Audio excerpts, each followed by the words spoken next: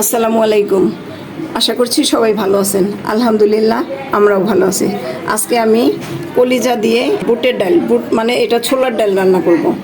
তো আমি সেজন্য ডালটাকে 2 ঘন্টা ভিজিয়ে সুন্দর করে ধুয়ে রেখেছি এবং কলিজাগুলোকে ছোট ছোট টুকরো করে কেটে নিয়েছি এবং এটাকে আমি সিদ্ধ করে নিয়েছি।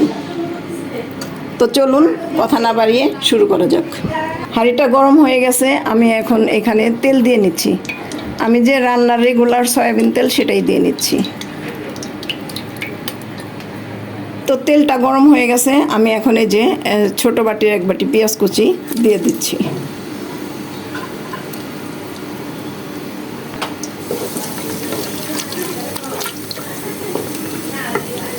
পেঁয়াজটা একটু নরম হয়ে আসলে আমি এখানে গোটা গরম মশলাগুলো দিয়ে দিব। তো এই যে পেঁয়াজটা মোটামুটি ভাজা ভাজা হয়ে গেছে, মানে একটু নরম হয়ে গেছে। তো আমি এই যে গোটা গরম মশলাগুলো দিয়ে দিচ্ছি। এখানে আছে হলো তেজপাতা, আছে হলো ওই যে দারুচিনি, আর আছে হলো এখানে হলো লবঙ্গ আর গোলমরিচ আর এলাচগুলো আমি থেতো করে দিয়েছি।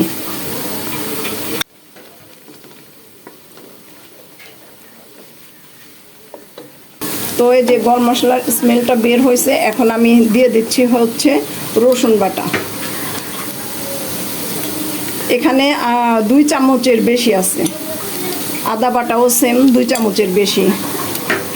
এখানে জিরা বাটা 2 চামচ আছে, আর একটু বাদাম বাটা ছিল আর সরিষা বাটা ছিল, আমি সেটাও দিয়ে দিচ্ছি। 1 চামচ করে হবে বাদাম বাটা সরিষা বাটা।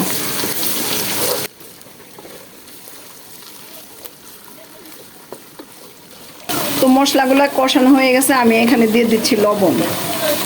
প্রথমে আমি 2 চামচ দিচ্ছি ধনিয়া গুঁড়া, 2 চামচই দিলাম। দিব হলুদের গুঁড়া দিলাম 1.5 চামচ।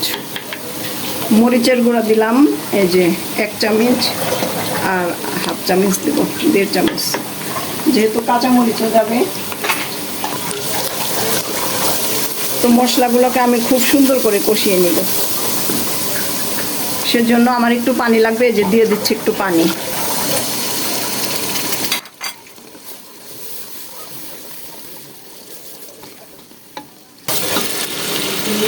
আর দিব হলো এই যে প্যাকেটের কেনা মশলা, গরুর মাংসের মশলা একটু দিয়ে দিলাম।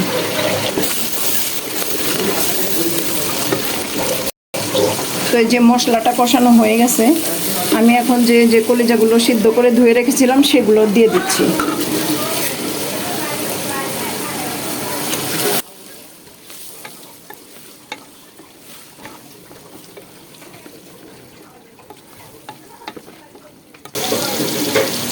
তো এই যে কলিজাটা অল্প একটু কষানোর পর এখন আমি এই যে বুটের ডালগুলো ধুয়ে রেখেছিলাম যে সেগুলো দিয়ে দিচ্ছি।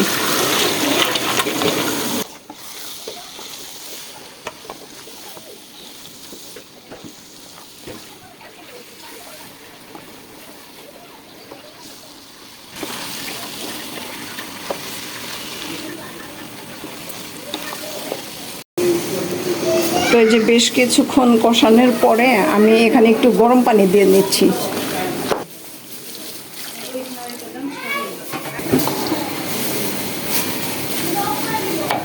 তো আমি এখন একটু ঢেকে দিব সিদ্ধ হালকা হওয়ার জন্য। পরে আমি আবার গরম পানি দিব বেশি করে ঝোলের জন্য। তো যে দেখি এই ডাল আর কলিজাটার কি অবস্থা।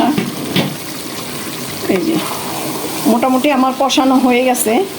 এর মধ্যে আমি অফ ক্যামেরায় কয়েকবার নেড়ে দিয়েছিলাম। এখন আমি ঝোলের জন্য পানি দিয়ে দিব, আর আমি একটু গরম পানি দিয়ে দিব।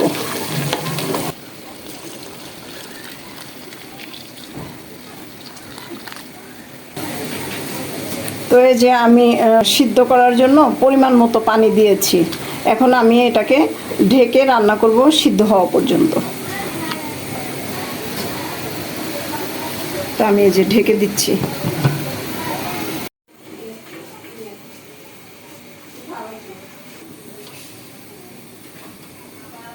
তো এই যে কলিজার ডালটা আমার বলক চলে এসেছে।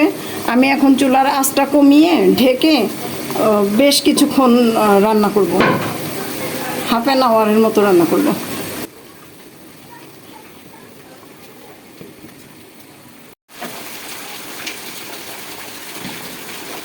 তো এ পর্যায়ে আমি এই যে কয়েকটা কাঁচামরিচ ফালি করে রেখেছিলাম সেগুলো দিয়ে দিচ্ছি। এখন আমি আবার ঢেকে রান্না করব। এই যে প্রায় আধা ঘন্টা পরে ডালটা হয়ে গেছে।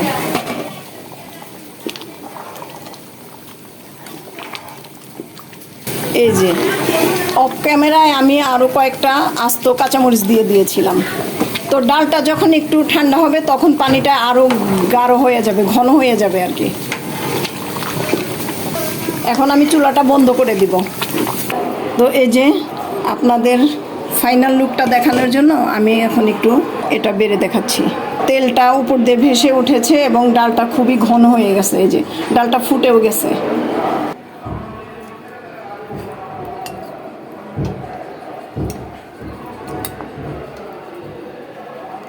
চেষ্টা করেছি আমি খুবই সহজ পদ্ধতিতে রেসিপিটি করে দেখানোর জন্য। আশা করছি আপনাদের কাছে ভিডিওটি ভালো লেগেছে। ভালো লাগলে অবশ্যই লাইক এবং সাবস্ক্রাইব করে পাশে থাকবেন। ধন্যবাদ।